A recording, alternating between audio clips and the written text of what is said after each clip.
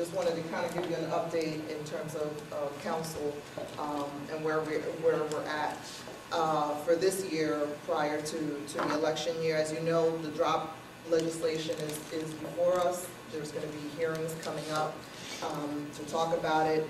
I want to remind folks that I was part of the freshman class that put in our first piece of legislation was to drop for elected officials. They wouldn't even give us a hearing. So now the state obviously passed a bill that elected officials are exempt. The issue with the drop and whether we can drop it or not is a legal issue based on the fact that it's part of the bargaining unit. So I know there's a commitment by City Council to work on fixing drop. I don't know if legally we can end it because the bargaining unit is an issue. I do have copies for those people that are interested. I introduced a bill a few weeks ago, which is probably the most progressive business tax legislation that Philadelphia has seen in decades. It's to eliminate the net profits tax and to exempt the first 100,000 of small businesses. It really is changing the paradigm of thinking in terms of small businesses. That is to be critically important because it is a bill targeted at small business. And essentially, not to glaze you over, in our current course, if we eliminate the gross receipts tax, $40 million that we currently receive from big companies, multinationals, who are not located in Philadelphia, will stop paying taxes to us. So this changes the course and provides a level playing field for Philadelphia-based companies. So I have a slide presentation. Councilman Green and I were the lead sponsors in it. We have 15 co-sponsors. And for those of you who may be a small business under $1 million, it would absolutely save your business. If you're a business under $100,000, there's a lot of people who do business from home, freelancers. Just today in the paper, there was a story. Ronnie did a story where someone was volunteer coaching and delivering newspapers. He made $20,000 and the city suing him for taxes. When you think about the amount of energy that it takes between our audit department, our legal department to sue, it is crazy. So that is a huge piece of legislation. The other thing, we do expect another budget deficit. We don't know what the number is going to be. The number that's been thrown around is about $60 million, which is very devastating. As you all know, last year we voted for a 10% tax increase, property tax increase, and a lot of people were upset at it. The alternative was the trash fee that the mayor wanted to put forward. The average person in the 7th Councilmatic District is going to pay about $107 more. So when you compare that to the $300 that the mayor was proposing, as hard as that was to do, it was better than the alternative to do. But we do expect another deficit this year. We've had to make some really, really tough choices, and it has not been easy to manage the books in this economic times. Some of the departments that have gotten gutted in this has been L&I. We've cut the demolition budget. The demolition budget 10 years ago was about $15 million. We're down to about $6 million. Our CLIP program, which is vital to communities like Northwood, we've seen it cut by 25%. Tom Conway, who does a really good job at some of the graffiti and some of the other issues, that's been cut by about 25%.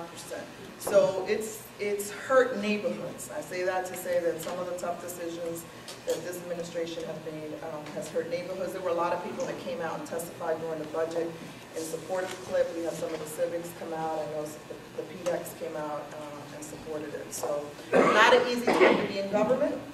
I think that there are some good things that are going on. I think that some of the departments are being reformed. 311 is not perfect, but I think it's a step in the right direction. I know depending on your experience with 311, it may be good, it may be bad. But one of the things that it's allowing us to do is at least track the types of service requests. And I think I introduced a bill to create council stat, which would essentially allow us to use the 311 data as a budget tool, so that, for instance, if the mayor is asking for $10 million for tree removal or for trees, and we have a backlog of 3,000, that we can say you need more or you need less. That legislation is pending. We been to New York to look at the council stat in New York, which is the tool that they use.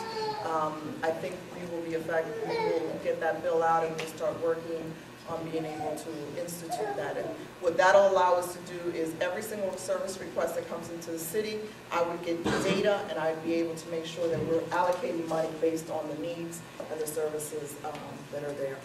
Pretty much, that's pretty much in terms of our legislative agenda. I would like to address some of what you said. The city's going after a guy who made $20,000 selling newspapers. Well, what I was going to talk to you about with absentee landlords wasn't per se exactly about July holiday, but for years, even when I was the president of Civic, I tried to get the city to listen to me about absentee landlords.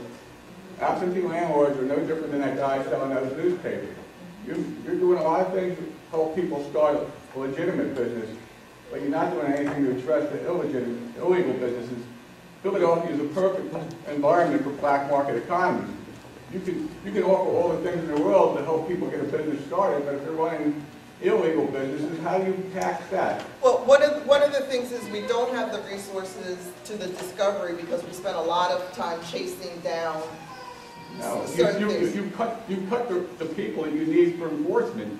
You've actually, it's like Brandel running around getting rid of all the people that check on gas wells and then saying there's no problem. Well, actually, you really need more enforcement. In our freshman 15 class, our freshman 15 proposal, one of the things that we were able to do, I've been in the tax collection business in terms of the city, in terms of legislation, regulation, and policy, because I think it's one of the worst. Part of the problem that we have around collecting the stuff that you see out there and that you don't see out there is an issue of resources. That's one of the things that this bill that I propose makes sense. We would take 50,000 of our 84,000 business filers off the books. What does that allow us to do? It allows us to take all the staff that is sitting there calculating these tax returns and allows them to shift to what we call discovery. Discovery allows us to cross-file who's filing federal taxes, state taxes, all of those things to find out who is in our economy that isn't paying their fair share. As it relates specifically to absentee landlords, one of the bills that was passed and was introduced by Marion Taskell at the request of the second PDAC, because of all the absentee landlords, we are now requiring absentee landlords to have a locally based realtor or someone who's managing the property and that be posted on the house. That was a bill that we passed in the spring that we're now writing up the regulations to enforce. So if you're an absentee landlord, we have to be able, and you have to file with the city who's managing that property.